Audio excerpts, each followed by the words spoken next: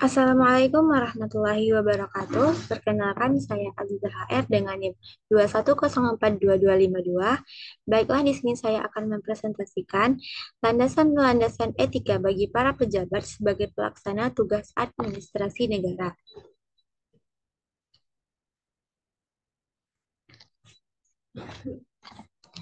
Menegakkan hukum tanpa menegakkan etika atau moralitas ibarat menjalankan kapal di atas lautan yang tak berakhir.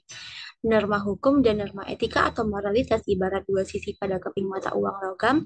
Artinya, sebuah teks peraturan dan perilaku hukum pejabat negara juga mengandung sisi keduanya. Hukum itu berfungsi sebagai pengatur sekaligus pengendali yang hubungannya berkaitan dengan pelaksanaan fungsi-fungsi negara dan bagaimana pejabat negara melaksanakan kewenangannya sesuai dengan peraturan perundang-undangan yang berlaku. Adapun etika ini bertujuan sebagai pengendali perilaku dan menjaga kehormatan dan keluhuran martabat penjaga pejabat negara atau manusia yang amanah, profesional, berakhlak, dan beradab. Ini digagas melalui Lailam pada tahun 2020. Adapun Undang-Undang Nomor 5 Tahun 2014 tentang Aparatur Sipil Negara mengatur mengenai tugas Komisi Aparatur Sipil Negara sebagaimana dinyatakan pada pasal 29. Komisi Aparatur Sipil Negara berkedudukan di Ibu Kota Negara. Pasal 30, KSN berfungsi mengawasi pelaksanaan norma dasar, kode etik dan kode perilaku ASN, serta penerapan sistem merit dalam kebijakan dan manajemen ASN pada instansi pemerintah.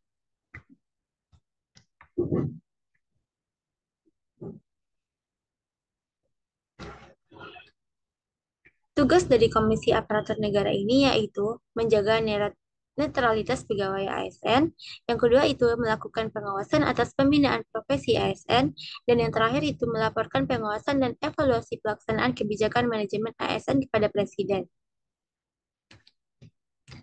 Para aparatur negara memiliki berbagai tugas dan tanggung jawab yang penting yang berkaitan dengan administrasi dan penyelenggaraan pemerintahan tergantung pada jabatan dan fungsi masing-masing aparatur negara. Dan secara umum, tugas dari pejabat negara ini adalah yang pertama yaitu mengimplementasikan kebijakan publik, yang kedua memberikan pelayanan publik, yang ketiga menjaga keamanan dan ketertiban, yang keempat mengelola sumber daya publik, yang kelima menegakkan hukum, dan yang keenam merumuskan kebijakan dan rencana pembangunan, ketujuh memberikan saran kepada pemerintah, kedelapan pengawasan dan evaluasi, dan terakhir berpartisipasi dalam hubungan internasional. Adapun etika pejabat negara mengacu pada seperangkat nilai, prinsip, dan norma yang mengatur perilaku dan tindakan para pejabat yang bertugas di lembaga-lembaga pemerintahan. Para pejabat negara ini memiliki tanggung jawab moral dan sosial yang besar dalam mencapai kesejahteraan masyarakat dan keadilan dalam suatu negara. Pejabat negara adalah individu yang menduduki posisi atau jabatan di dalam pemerintahan suatu negara dan bertanggung jawab untuk melaksanakan tugas dan fungsinya. Mereka memiliki tanggung jawab dan kewenangan untuk membuat keputusan dan mengambil tindakan yang mempengaruhi kebijakan, hukum, regulasi di tingkat nasional, regional, atau lokal. Dan pejabat negara ini juga berasal dari eksekutif, legislatif, dan yudikatif. Lain dari yang itu, pejabat negara juga termasuk ke dalam kategori birokrasi atau aparatur sipil negara seperti PNS, pegawai non-PNS yang bekerja di berbagai departemen, lembaga pemerintah lainnya. Adapun definisi dari etika ini menurut Bertens ada tiga. Yang pertama itu ada nilai-nilai dan norma moral yang menjadi pegangan bagi para pejabat negara dalam mengatur tingkah lakunya baik dalam lingkungan internal atau eksternal. Yang kedua itu ada kumpulan asas atau nilai moral yaitu sebagai kode etik, dan etika adalah sebagai cabang filsafat yang menjadi moralitas sebagai kajian atau disebut filsafat moral. Jenis etika konstitusi yang seharusnya diatur dalam undang-undang dan kode etik untuk menjadi pedoman dalam bertingkah laku pejabat negara yaitu amanah, independen, impersonal, integritas, berperilaku adil dan objektif, jujur, arif, dan bijaksana, dan mengutamakan kepentingan umum, bertanggung jawab, dan profesional, kepribadian yang terbuka, dan keluhuran budi, taat terhadap aturan hukum dan norma lainnya di masyarakat dan disiplin.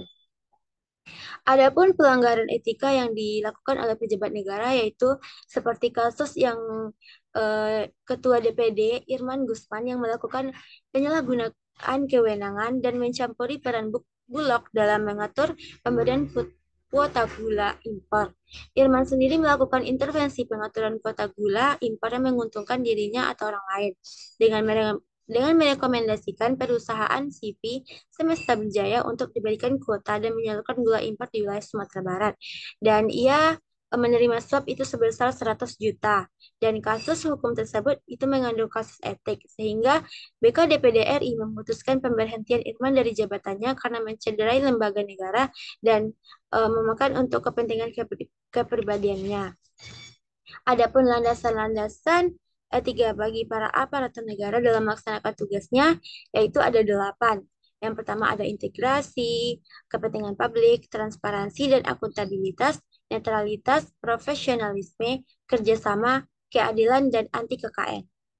Dan kesimpulan dari hasil presentasi saya kali ini yaitu di mana nilai-nilai etika bukan hanya sekedar suatu keyakinan yang dipegang secara pribadi oleh seseorang atau individu.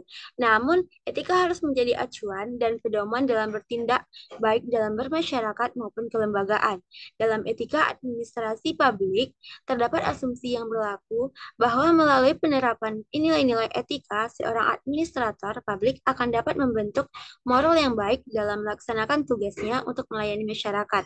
Administrator publik yang memegang nilai-nilai etika yang tinggi akan senantiasa berupaya menjaga dirinya agar dapat terhindar dari perbuatan yang menyalahi aturan karena mempunyai komitmen yang tinggi untuk menjalankan tanggung jawab dan tugas yang diberikan. Baiklah, hanya itu hasil dari presentasi saya kali ini. Salah dan janggal saya akhiri dengan wabillahi taufiq wal hidayah. Assalamualaikum warahmatullahi wabarakatuh.